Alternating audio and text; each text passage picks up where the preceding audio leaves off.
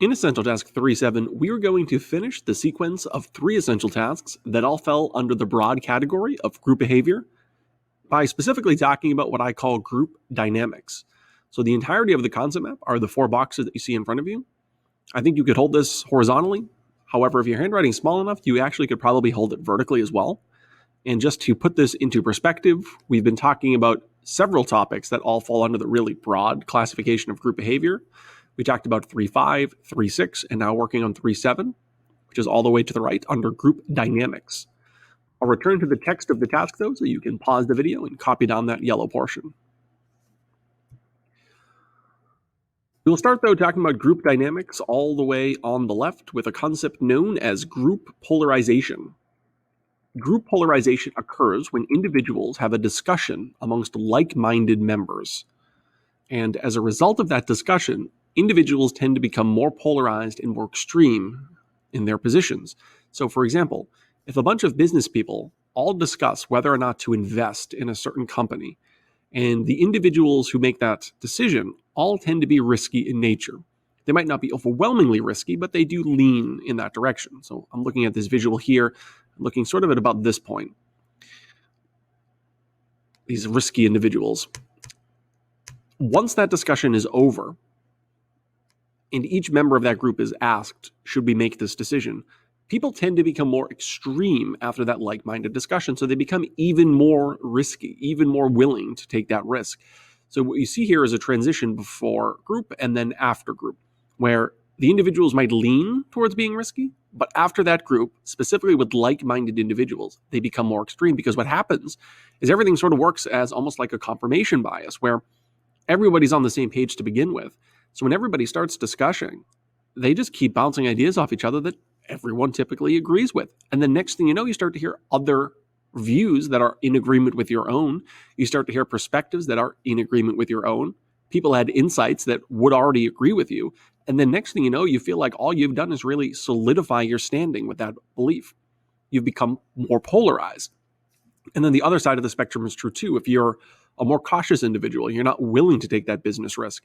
If you have a discussion amongst other people that also classify themselves as being cautious, in the aftermath, you're probably just going to become more cautious. You're having these discussions with a bunch of people that already agree with each other. Everybody's making points that are in agreement with one another. And as a result, in the aftermath, we see this polarization where you become more polarized. I like to use this visual to encapsulate group polarization, and I would like you to copy down a simple version of this, where the before group discussion, you have these somewhat more neutral views. But then after group discussion, you see each of these classifications shift to the extremes. We call this group polarization. And as a mnemonic, when I look at the word polar, I think of that visual. You go from somewhat in the middle, maybe leaning in one direction, to polarized. And this works with business decisions. This works certainly with politics. I imagine you can envision a scenario where a bunch of Republicans talked with one another, a bunch of Democrats talk with one another, a bunch of libertarians talk with one another, etc., and how all it's going to do is confirm the beliefs of each group member. And then in the aftermath, people are going to consider themselves even more solidified in those original beliefs. The second concept under group dynamics is a concept that we call groupthink. Groupthink occurs when your desire to remain harmonious within the group, your desire not to cause confrontation within a group, overrides realistic analysis. And as a result, groups can sometimes make really irrational decisions because nobody ended up speaking out. This is that phenomenon where you disagree with the direction of your group, but you're more concerned about harmony and not causing a ruckus to actually speak out. Chances are you're not the only person in that group that has a second doubt, that has those thoughts. And as a result, when groupthink is exhibited, members of the group simply don't speak up. Really poor decisions can sometimes be made. And then in the aftermath, you reflect and say, wow, maybe I really should have spoken up.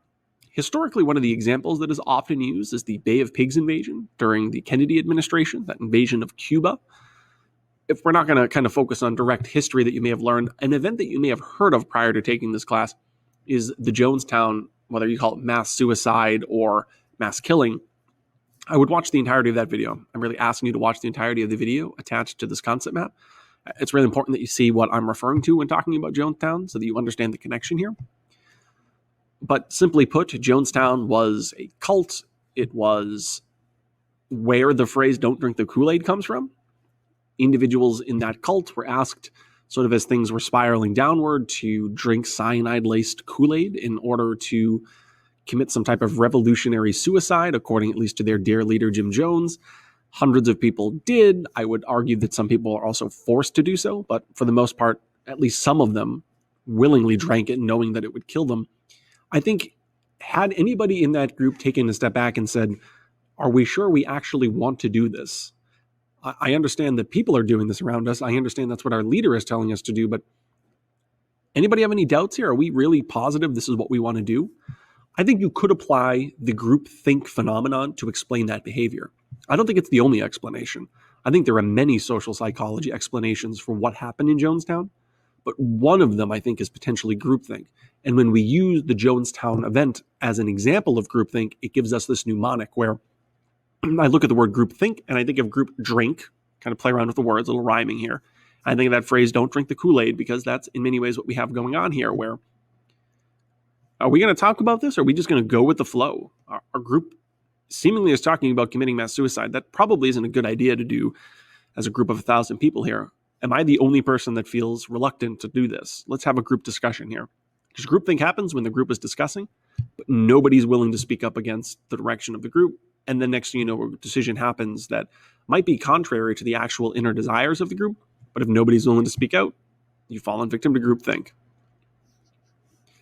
The last concept, so this is the furthest to the right the concept map goes, and then there is a box right below this, is the phenomenon of what's called a social trap. A social trap occurs when individuals seek immediate reward and gratification, and as a result, when everybody does that, it leads to some long-term undesirable consequences for the entire group. The best example of this has to be with traffic. If you rush to get out of the school or rush to get out of work at the same time as everybody else, what you're doing is you're seeking immediate individual rewards. You're looking out for yourself. But what that does is when everybody across the board does that, it creates these unintended consequences and these undesirable bigger picture consequences, because what it does is it produces traffic. If we could somehow stymie when people leave, whether that's school or work, we would avoid this issue. This happens a lot at school. When the bell rings, typically prior to this year, you would just walk right out and the halls would be filled. Well, this year, by doing the cleaning routine at the end of class, it helps stymie the entry into the hall, which can help reduce some of the traffic. It's really interesting how some of the changes this year have actually keyed in on some of the concepts that we talk about in this course. But that's precisely what happens when there's traffic. Everybody wants to get home as fast as possible. So everybody is seeking an immediate individual reward. As a result of seeking that individual reward, it actually ends up hurting everybody. Everybody ends up sitting in traffic. Now, typically maybe it's not realistic to stick around work for an extra hour to try and avoid traffic. Not everybody has that luxury, but theoretically, if jobs were to scatter their timing a little bit better, we could potentially avoid this to a certain extent.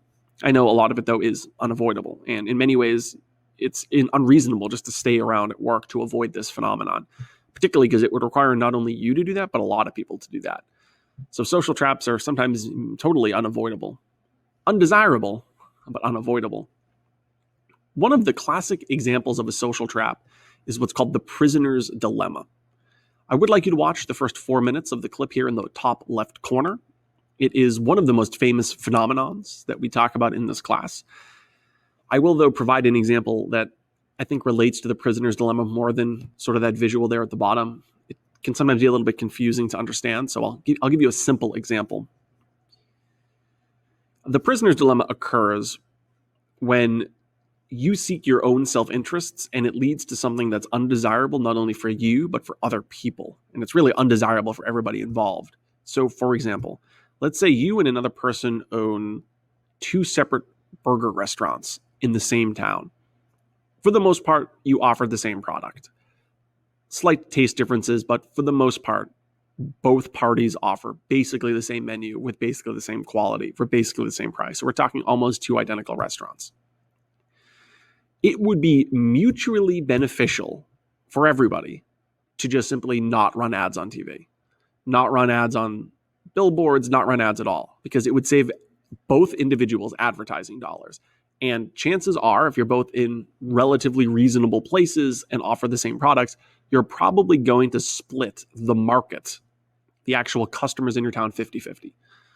And that would maximize your profit. You're getting about 50% relative to your opponent. Nobody's wasting money on advertising. And as a result, both parties are benefiting from this. However, that's not really what happens.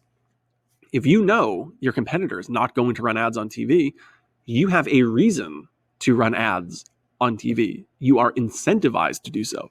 Because now all of a sudden, if you run ads on TV, all of a sudden you can take up 75% of the market, leaving your opponent with only 25.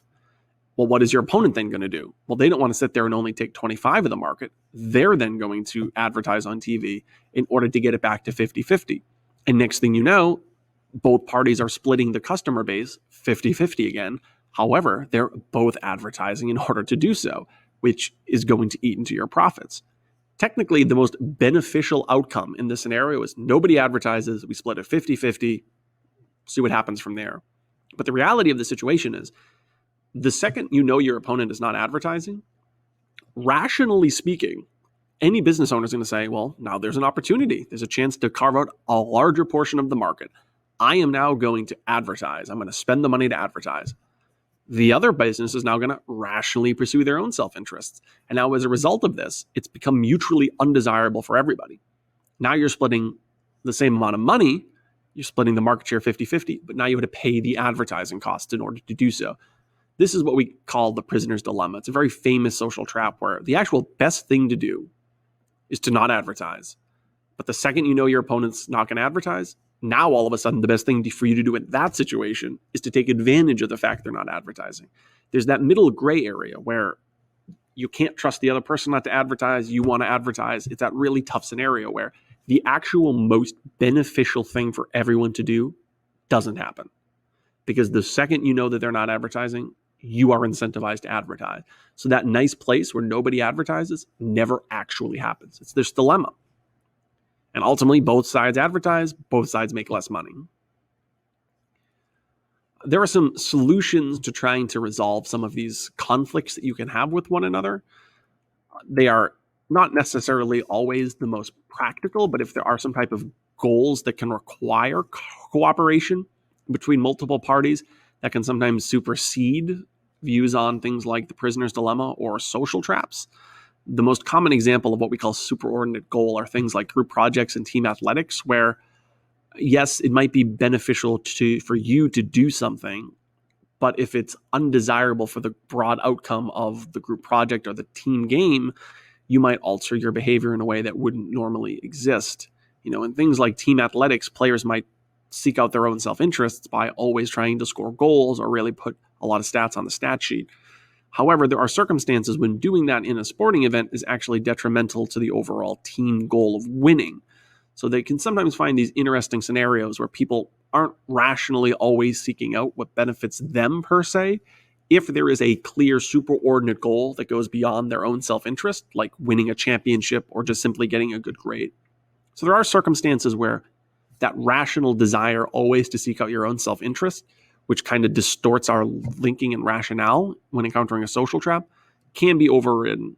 In that case, we would call it a superordinate goal.